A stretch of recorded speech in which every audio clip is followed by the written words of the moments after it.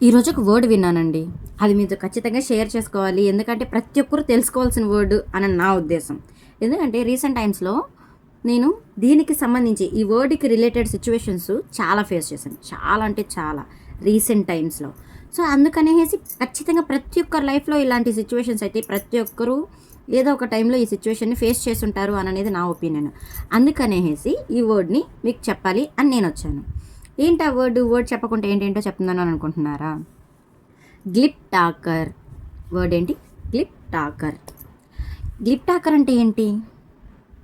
గ్లిప్ talker అంటే తేనె పూసిన కత్తుల్లాంటి మనుషులని అర్థం.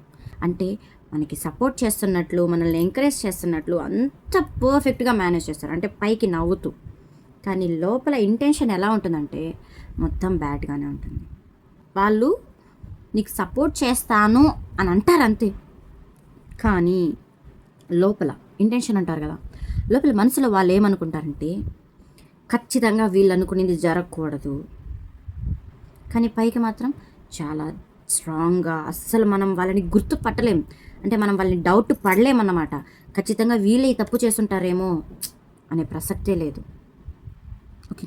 గ్లిప్ టాకర్ వాళ్ళతో కొంచెం జాగ్రత్త.